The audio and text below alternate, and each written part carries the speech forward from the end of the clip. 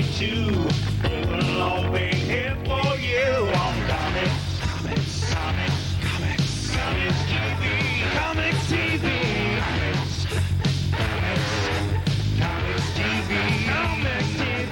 fantasy and little me. What's it gonna be now? Alternative, mainstream too. Here every week for you on Comics TV, Comics TV, Comics TV.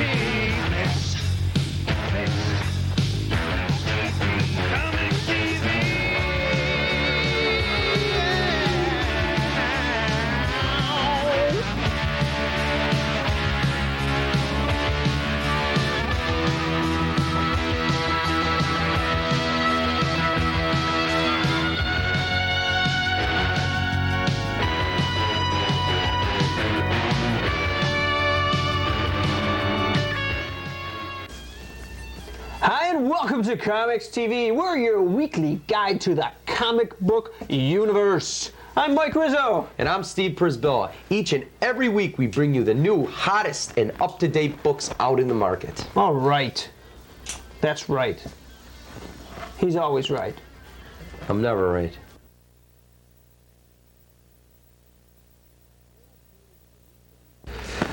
Total trading card retail sales topped the $2 billion mark in 1993, according to research on the market released today by Skybox International.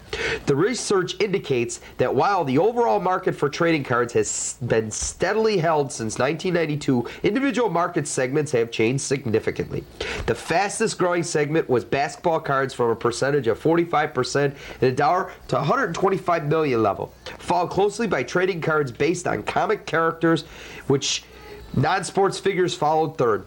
The growth of the market share of the comic and entertainment cards coincides with the dramatic rise in comic book sales and the increased number of entertainment properties now featured on cards. The research also indicates an overall decline in the 1993 retail sales of both baseball and football cards.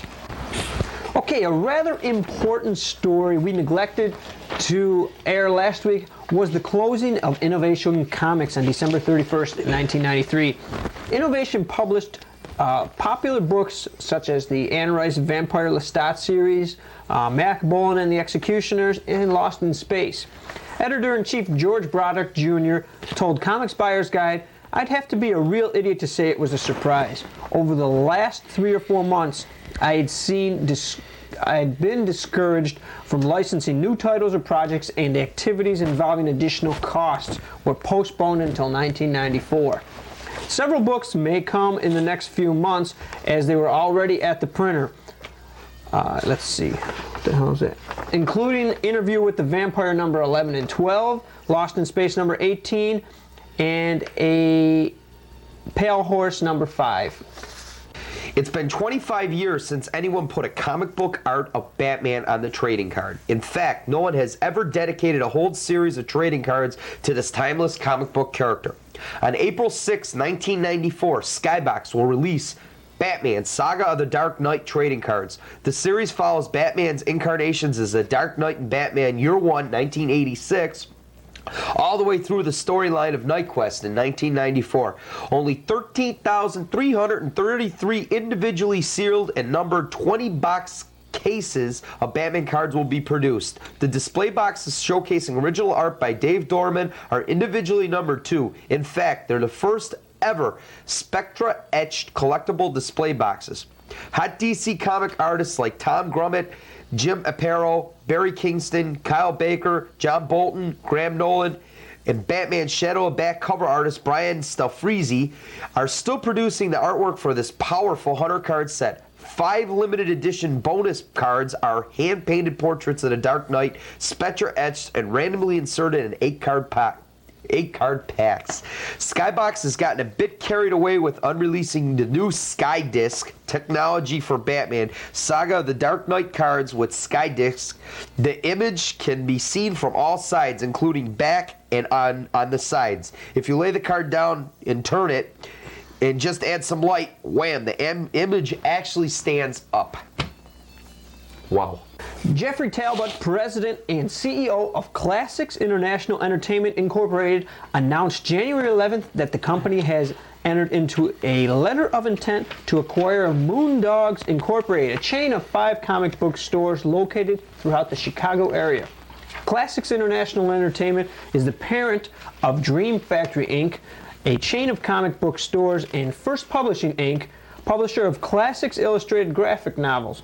Dream Factory is one of the largest chains in the East, and it is now moving to create the biggest chain in the Midwest. Dream Factory has stores in New York, New Jersey, and Connecticut, and plans to open 5 stores in the Cleveland area by the end of the first quarter of 1994.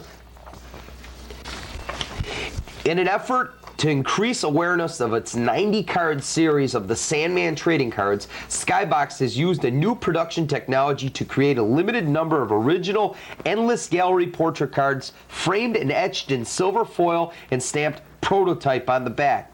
The series has been rescheduled from December to February 23rd. The Sandman is most popular vertical title from DC. The unique silver foil cards are promotionally purposes only and will not include the Sandman trading card insignia. The regular series will contain similar bonus cards produced with the same artwork and technology but used gold foil for etched frames instead of silver. The cards will include Death, Delirium, Desire, Despair, Destiny, Destruction, and Dream. The Sandman trading cards will retail for $1.99 for 6 cards in the foil pack. Dark Horse Comics has declared March as Manga Month. Throughout the month, Dark Horse will showcase its array of manga books with special issues, promotional features, contests, and giveaways. Manga is the Japanese word for comics, or irresponsible pictures, translated literally. The term is often used to describe those comics translated from Japanese to English. Dark Horse has collaborated with Studio Proteus, an American production studio devoted strictly to the translation of Japanese comics, to release the best in manga. In celebration of Manga Month, Dark Horse will be shipping 7 different manga titles. Making its debut is Adam Warren's full-color miniseries Bubblegum Crisis Grand Mal, based on the popular cyberpunk Japanese video series by the same name. Fans of Masamune Shiro are in for a double treat with the release of the one-shot police procedural adventure comedy Dominion Special Phantom of the Audience and the 2-issue microseries Appleseed Data Book. Also in conjunction with Manga Month, Dark Horse is sponsoring its 2nd annual Manga Art Contest. Manga fans are invited to submit original drawings of their favorite characters from any Dark Horse manga book. The grand prize winner will receive the complete 8-part box set of Bubblegum Crisis videos. Runners-up will receive various manga collectibles, and all entrants will receive a limited edition Bubblegum Crisis. Runners-up will receive various manga collectibles, and all entrants will receive a limited edition Bubblegum Crisis poster illustrated by M. Warren. Just for entries must be postmarked by May 31st, 1994. And that's it for the news.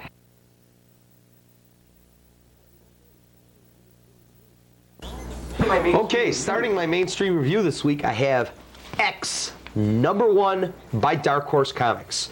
Artist is Doug Mahnke, writer is Stephen Grant. Cost is $2.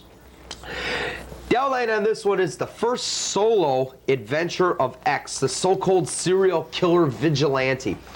This one sort of doesn't go into detail on who he is and how he got disfigured, so I'm planning on an X #0 coming out. But this is a pretty good story. This deals with X wants to get the mob crime bosses, and he's killing them off one by one. That's how he sort of developed the name X Serial Killer, because he's going in order.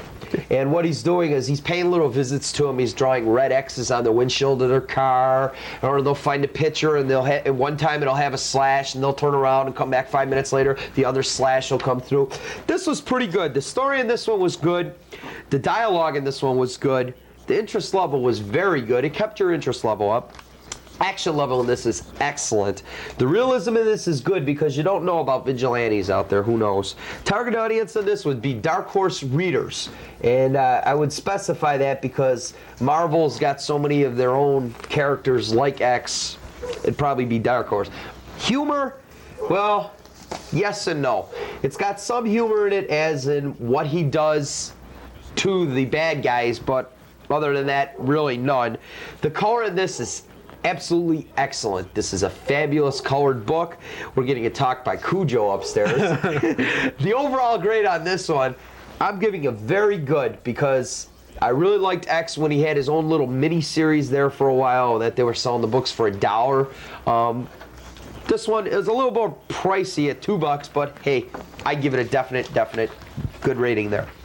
For my second one, Pit #3 by Image. Now, we brought up a couple times how Image is sort of late on their titles, releasing their titles. Talk about being late. Between Pit #2 and Pit #3, a year and a half. So if you were standing in line waiting, well, it took a year and a half to get there. And didn't you have that hero preview? I had a hero preview of this, the ashcan version, and other than not being in color, this I'll relay in a little bit. The writer is Dale Canone, and the inker is Joe Rubenstein. Cost is $1.95. This one, a new enemy of Pit, Zoivod, takes Pit's little friend Timmy hostage. Now, like we say about most of the Image books, this had 10 pages of story only for $1.95.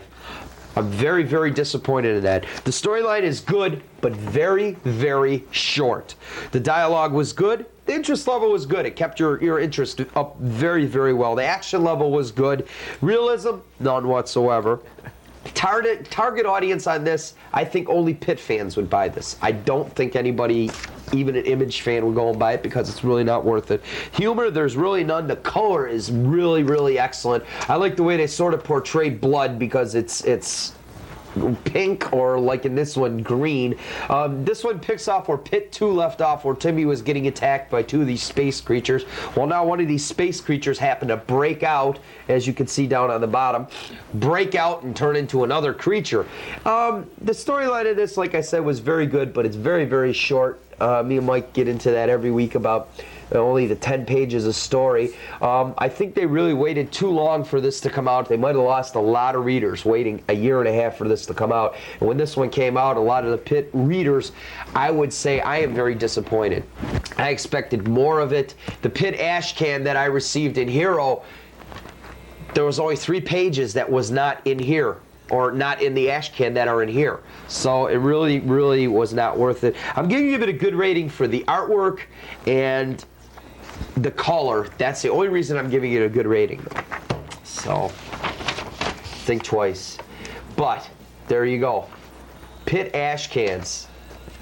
They have a little sale price at the end of the book, that things you can buy from Pit, like watches and ash cans, and It's actually through Bowen Board in Arizona, but skateboards. #3 he's just talking about, that was in Hero? Hero. It was in Well- Hero #6. $12 they're selling them for. Yeah. And Pit #2, the book is selling for $15. I mean, must be a hot seller. But I don't know. I like the art in Image. They've got very good art. I have to say that. But there's no story. I mean, when you got these nothing. 2-page spreads or these full-page. Well, here, there is a 2-page spread in here. Here, let me show you. Like we show every week. Here you go. That's the whole thing. Yeah, that's. It's like. Well, those are great. Those are beautiful pictures and stuff. But why don't they have the whole book? I mean, it's 10 pages. You know, this counts as 2 pages right there. I mean, it's really Cheap bastard. cheap.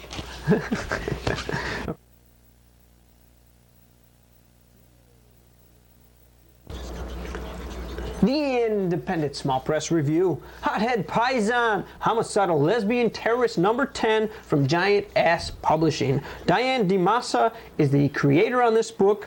Cost is $3. This is a continuing saga involving Hothead Paisan. She's a lesbian, which has something to do with the story, but it's not a lot.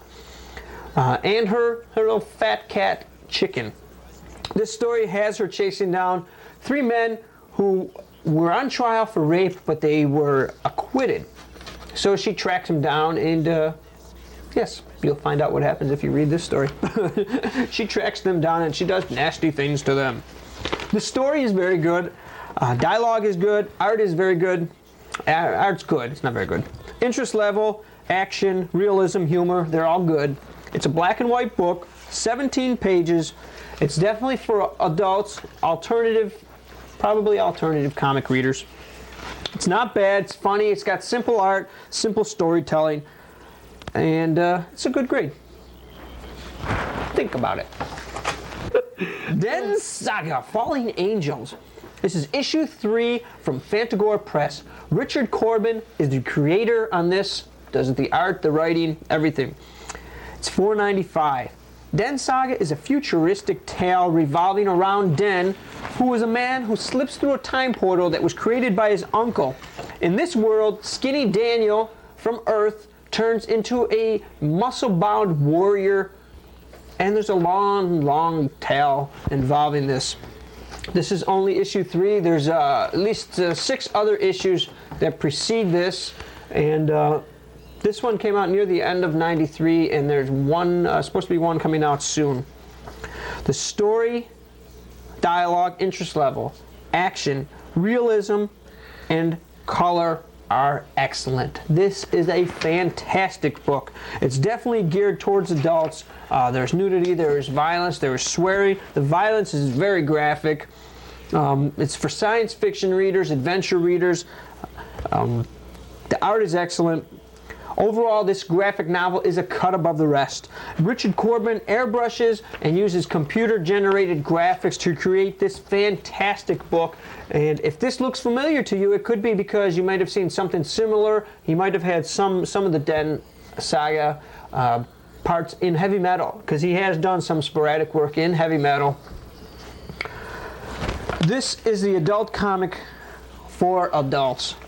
This book is my best review that I've ever given, because this is definitely probably the best book I've ever written. Or yeah, this is the best book I ever wrote. No, this is the best book I ever read.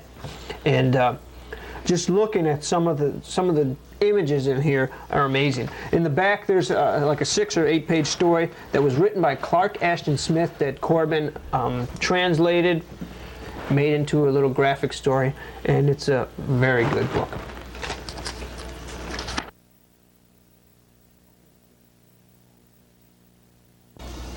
Okay, kids, it's time for our duel review.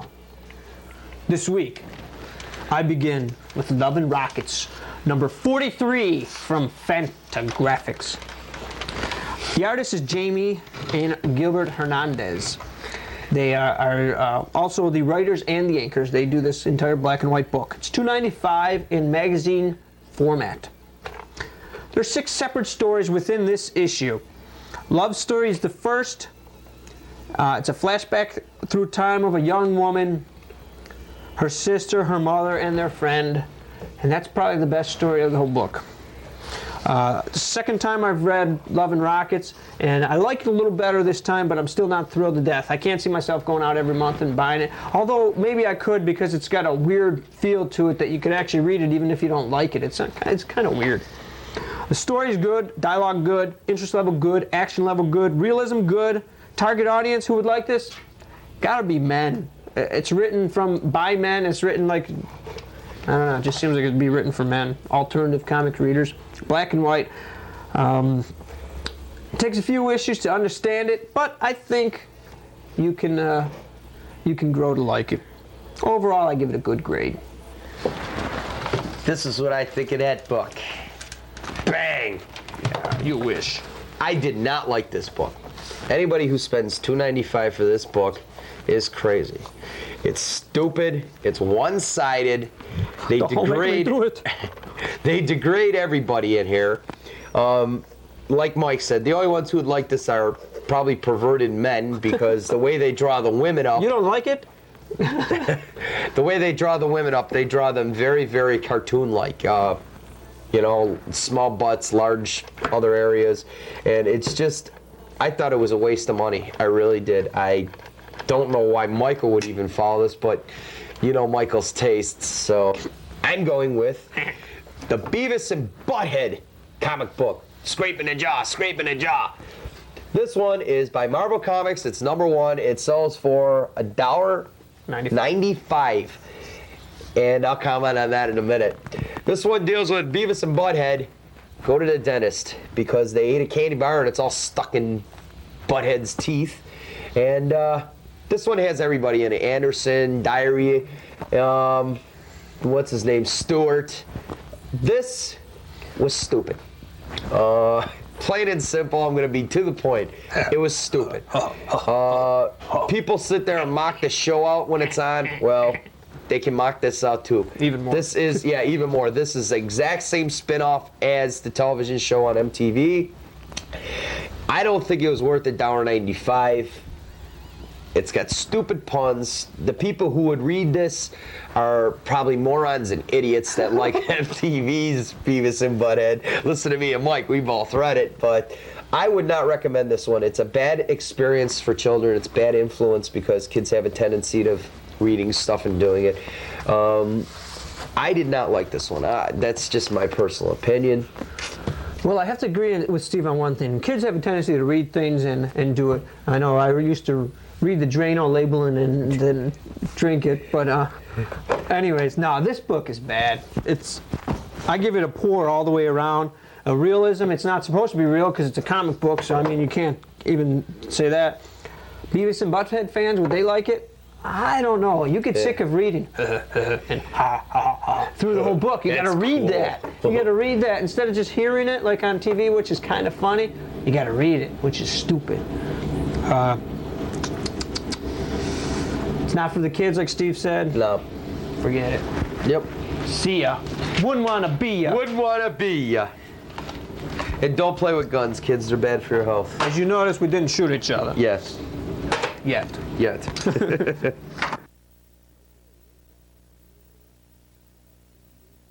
Okay, we've got something new here on our previews. We're going to talk to Xandar and his crystal ball to see what he thinks about different issues. Now, the first issue on my preview I'm doing was mailed to us by DC for display. Is named Damage #1. And I would like to ask Xandar what he thinks about this one. Think carefully before deciding about this. As he said, think carefully before deciding on this because I did not like this. This is Damage #1. This book is an exact spin-off of Superboy, but it's named Damage. He fights Metallo, who fought Superman and Superboy. He cannot be beat up. He cannot bleed. He cannot be hurt. He destroys a whole school with his superpowers. This is just another stupid spin-off book by DC trying to come up with more of our pocket change. And Xandar, what do you say about the next one? This will turn out differently than you expect. There you go. So, Steve thinks that the next one will be better. The next one happens to be Green Hornet #31 from Now Comics. And that is mine. It's a preview edition here also. In this story, Paul Reed, who's also the Green Hornet, is withdrawn after allegedly helping to destroy part of the mafia. His Uncle Britt is being threatened by a crooked judge, and the Green Hornet must come in and save the family. But is he still mentally all right? Why don't we ask Xandar? Yeah, what do you think? Seek advice about this soon. Well, I asked you. But anyways, this is a good story. I like it. I like the Green Hornet a lot. This is a good book. And it deals a little... He doesn't have superpowers or anything. He deals a little more with like a human being would handle some situations. And it's a pretty good book. Now, we're going to take that and we're going to go into... And we're going to ask Xandar a few questions about the comic book universe. Okay. We're going to start out with a question about Image. How long, or do you think Image is going to last longer than the end of 1994? This will make you famous. Ooh. That means if we pick the right answer, we could become rich. Yeah, very much so. Could you specify on that, Xandar? What was you going to say? Your hopes about this will come true. Ooh. Xandar, what does that mean? Yeah, basically. He's just talking in circles here. He's trying to pull it. I bet he works for Image. I bet he does. He does. You're paid off by Image, weren't you? You don't want... See, he gave up. Hopes about this will come true. See, he was paid off by them. He won't answer any other questions. Figures. Goodbye. Okay, this is a little commentary by me. In issue number 1056 of the Comics Buyer's Guide, the cover story is Captain America's Year of Crisis. I was looking forward to reading this article. When I opened to the magazine, I found a 2.5-page interview with Captain America writer Mark Grunwald, written by Gary Guzzo. Well, Gary happens to be publicity manager for Marvel Comics. To me, this permeates as a 2.5-page story that is actually a 2.5-page ad for Marvel Comics. Even if Guzzo got paid from Comics Buyer's Guide, which most likely he did, it's still like a 2.5-page ad. I don't know how many other articles Guzzo or any other comic companies put out that are written by about their own people, but a publicity manager, a promotions manager, or anybody that writes an article about their own company, it's like free advertising. Is there no one else who could interview Grunwald? Was he that important that CBG had to take that interview? Who knows? Personally, I believe this type of work is a blatant advertisement for a company, and it's a blatant misuse of media and what? We don't like it. And we don't like it. Anyways, that's it. That's all. Okay. No, I think that's not right that they do an own interview with themselves. It's like Michael said, that's just publicity for publication for themselves, and they're getting paid for it. And if that was the case, me and Michael would interview each other every week and get paid for it. That'd be nice. We can interview each other, send out press releases on it, and get free time every week. Yeah. Which is, I think, what we're going to start doing. Yeah. Each week we're going to have an interview with each other. Up close and personal with Steve Przybyla. How are you today, Steve? How are you, Michael? I'm good. Very good. Okay, whatever. Okay, like we do each and every week. Next time you publish or go and purchase a book at your local comic shop. I write them and you publish them, huh? You write so I publish them. Read it. Just don't throw it on a shelf and bag it. They're there to be read and to be collected. Yes. Not just collected. That's right. So next time you do, tell them you've seen it on COMX-TV. See ya, kids!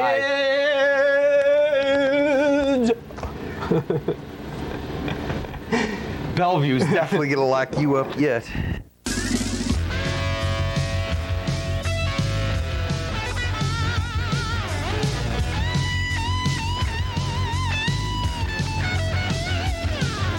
Spider-Man, Superman, they're all coming right to you. Venom, Bart, Archie too, they will all be here for you on Comics TV, Comics TV, Comics TV, fantasy and then on me, what's it gonna be now? Alternative, mainstream too, here every week for you